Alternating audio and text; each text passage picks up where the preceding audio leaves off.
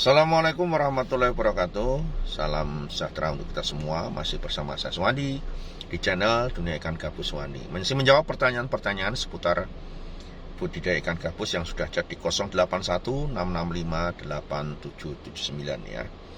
Bagi yang sudah kirim pertanyaan tapi belum dijawab, sabar ya. Pasti akan saya jawab ya. Ini di sela-sela kita masih perjalanan pun kita akan menjawab pertanyaan seputar budidaya ikan gabus. Baik, pertanyaan dari Bapak Edison ya. Ini Bapak Edison yang ada di NTT ya. Pak Edison yang ada di NTT mau menanyakan, bagaimana Pak prospek usaha ikan gabus saat ini? Karena di tempat kami belum ada yang menampung hasil ikan gabus pembesaran. Kebutuhan ikan gabus di sini hanya untuk lauk, itu masih ditangkap dari alam, belum ada yang serius membudidayakan. Kalau misalkan saya membudidayakan, ini gimana Pak cara untuk memasarkan produk yang kita buat? Padahal di sini belum ada pengepul ataupun penampung ikan gabus. Mohon pencerahan dan penjelasannya Pak Suwandi. Sukses selalu untuk Pak Suwandi dan keluarga. Terima kasih. Oke ya, untuk Pak Edison yang ada di NTT. Jadi begini Pak, orang mau usaha budidaya itu bukan kita ada pasarnya dulu. Apabila di suatu wilayah itu kalau memang belum ada pengepul, kita memang harus menjadi yang pertama, menjadi yang pionir. Jadi jangan lihat dulu di sana ada yang mau nampung apa enggak. Ya, kalau memang di situ sebuah komoditas itu memang belum ada pengepulnya, kita yang memulai duluan, ya kan? Nah, jadi kita harus menciptakan pasar itu duluan. Ya, kalau kita menunggu, bisa nggak jadi, kita nggak jadi usaha budidaya. Nah, sekarang Bapak produksi dulu, ada barangnya dulu, baru akan ada pasarnya, ya kan? Loh, sekarang kita belum ciptakan produk barangnya, kita udah mikirin pasar, ya kan? Apa yang mau dipasarkan, wong barangnya nggak ada, itu nggak. Jadi Bapak ciptakan produknya dulu, ikannya dulu diciptakan, kemudian nanti baru mikir pasar. Ya, seperti halnya saya dulu. Kita baru mau memulai usaha, banyak orang yang komennya macam-macam. Mau jual kemana ikannya? Kan gabusnya mau dijual kemana? Wong di sini nggak ada yang nampung, nggak ada yang mau beli banyak kok. Usaha ikan gabus. Nah, masih akan muncul kata-kata seperti itu yang akan kita alami saat kita mau usaha. Wong yang umum aja orang piara lele, ngapain piara gabus? Nanti mau jual kemana? Kan gitu. Ya, tetapi pada saat kita sudah memulai nih, walaupun dengan kata-kata orang yang seperti itu yang merendahkan atau membuat kita jadi down, kita tetap harus maju terus. Ternyata pada saat kita sudah produksi, ada ikannya, ada bibitnya, pasar mulai berdatangan. Ya kan, orang yang datang ke tempatnya Pak Suwandi dari berbagai kota di seluruh Indonesia. Ada yang dari Papua, dari Irian, dari NTT, dari Kalimantan, ya kan, dari Jambi, dari Aceh, dari Medan, dari berbagai kota datang ke sini. Ya, kenapa? Karena sudah ada produknya. Baik produk ikannya, produk olahannya sudah ada. Ya, makanya untuk Pak Edison yang ada di sana, jikalau ingin membangun sebuah usaha perikanan ikan gabus, itu memulai dulu saja. Ya, mulai dulu saja. Kalau kita memulai dulu, sudah ada bibitnya, kita sudah ciptakan ikannya, kita sudah ciptakan mungkin olahannya, buminya, kapsulnya, kemudian olahan kulinernya misalkan. Ya tentunya nanti orang akan datang ke tempat kita. Pasar itu bermunculan. Loh, sekarang kalau contoh misalnya kita datang ke pasar, ya pasar-pasar tradisional atau pasar-pasar yang udah modern itu, kalau di sana nggak ada dagangannya, mau ngapa coba kan? Ya enggak, jadi kita harus datang, kita mau datang ke sana itu udah ada dagangannya. Makanya kita ciptakan dagangannya dulu, baru pasar itu akan dibentuk ya. Itu ya Pak Edison ya, silakan nanti memulai dulu usaha budidaya. Nah, dari memulai usaha budidaya itulah orang nanti melihat, oh iya ini mulai melihat si A, si B sudah mulai budidaya, usaha budidaya gitu kan. Nah, kan? Nah, sudah mulai melihat, sudah mulai tahu, sudah tahu tempatnya. Orang mulai berdatangan, beli bibit, beli yang besar, beli induknya, beli produk olahannya, kan begitu Pak. Ya, mudah-mudahan sukses untuk Pak Edison yang ada di sana. Mudah-mudahan segera bisa memulai usaha ini, dan saya doakan lancar selalu ya. Oke, berikutnya pertanyaan dari Bapak Rizky yang ada di Kuningan, Jawa Barat ya.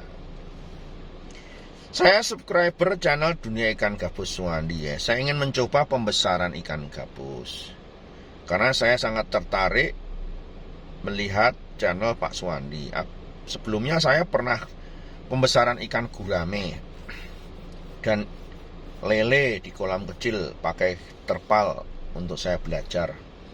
Saya ingin membuat kolam tembok di lahan belakang ya, rumah ya, ada 5 kali 4 meter.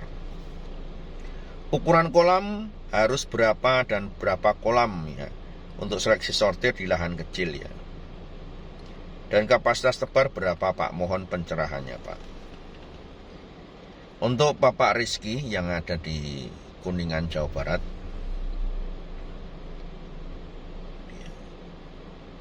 jadi kalau misalkan punya kolam bekas, langkah-langkahnya kalau memang mau dibuat atau besaran ikan gabus ya, kolam-kolam bekas yang sudah dipakai itu disterilkan, dicuci dengan menggunakan obat antivirus dan bakteri, direndam dulu ya, minimal 1 kali 24 jam direndam, dikasih obat sesuai dengan dosis ya, yang tertera di botol, digunakan, direndam, kemudian setelah itu nanti dikeringkan, kemudian nanti baru diisi air lalu diendapkan.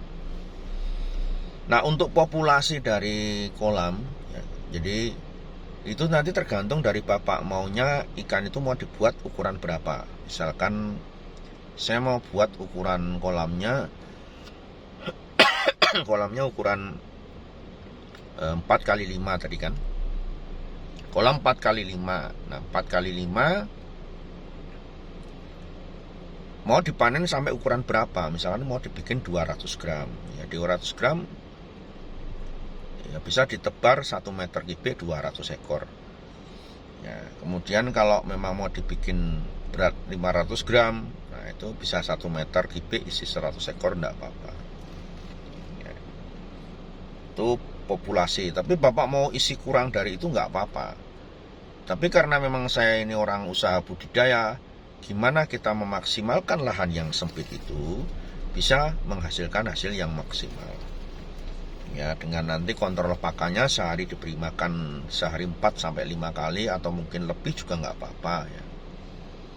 Kemudian nanti pergantian air bisa dilakukan dalam waktu 1 bulan, dikurangi 50%, nanti diisi kembali, atau mau dikuras 2 minggu sekali juga bisa.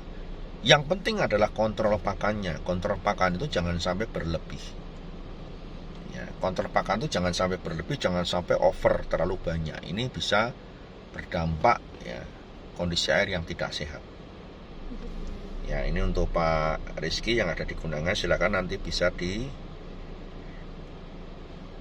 ya. Mudah-mudahan dengan beralih ikan gabus bisa menjadi usaha yang lebih baik lagi ya. Berikutnya pertanyaan dari Suranto ya, dari Kebumen ya. Assalamualaikum Pak, maaf ya sebelumnya saya nggak sopan ya. Ini saya Suranto dari Kebumen. Saya mau tanya Pak, cara gabung menjadi mitra itu gimana? Maaf, ini saya baru niat dan ada rencana mau belajar ikan gabus. Terus 1 kolam itu biasa diisi berapa Pak ya? Saya terinspirasi dari YouTube-nya Pak Suwandi ya. Sekali lagi maaf dan makasih buat semuanya ya. Misalkan saya beneran ternak ikan gabus tapi yang ngurus orang lain dulu, itu gimana Pak? Ya, kalau saya langsung terjun ya sendiri modalnya belum cukup ya buat makan sehari-hari. Tapi ya itu saya tinggal merantau terus untuk sementara orang lain yang ngurusin. Untuk Bapak Suranto yang dari Kebumen ya. Ya untuk pertama memang kita harus belajar. Ya, minimal tahu dasar-dasar usaha budidaya. Kalau kita mau membangun sebuah usaha kita nggak tahu ilmunya, itu hasilnya tidak akan maksimal. Minimal ilmu dasar usaha budidaya itu tahu. Ya. Kemudian ya untuk diserahkan kepada orang lain. Memang usaha budidaya ini bisa juga diberikan kepada orang lain agar ikut mengurusnya. Tetapi dipastikan orang yang ngurusi itu betul-betul orang yang memang pertama ya dia suka dulu dengan ikan. Ya, jadi mencari orang yang betul-betul bukan hanya ingin digaji bulanan mendapatkan penghasilan dari dia bekerja di situ, tetapi betul-betul menjiwai, menyukai, menyayangi hewan ikan itu. Ya, bukan hanya sekedar gugur kewajiban dibayar lalu bersihin kolam, enggak, tapi ikannya tidak disayang. Jadi betul-betul cari orang yang memang menjadi basicnya dia suka dulu dengan ikan. Ya, kalau dia sudah suka dengan ikan, ya, dalam proses dia merawat hariannya pasti akan bagus. Ya Pak ya, jadi silakan. Dan juga orang yang mau diberi kepercayaan untuk ngurus ikan itu disarankan untuk berkomunikasi dengan kami. Mungkin bisa datang ke tempat saya untuk belajar ya, agar dia juga lebih paham dalam usaha budidaya ya. Ini ya Pak Suranto ya, silakan nanti bisa dikembangkan ya, mudah-mudahan di perantauan mendapatkan rezeki yang berkah banyak dan selalu sehat selalu di sana, dan semoga apa yang direncanakan bisa berjalan dengan sebaik mungkin ya. Oke Pak Suranto yang dari Kebumen ya. Oke, masih tetap berlanjut menjawab pertanyaan-pertanyaan seputar budidaya ikan gabus yang sudah chat di 081 665 8779 ya. Jangan kemana-mana, kita masih akan menjawab pertanyaan-pertanyaan berikutnya. Assalamualaikum warahmatullahi wabarakatuh.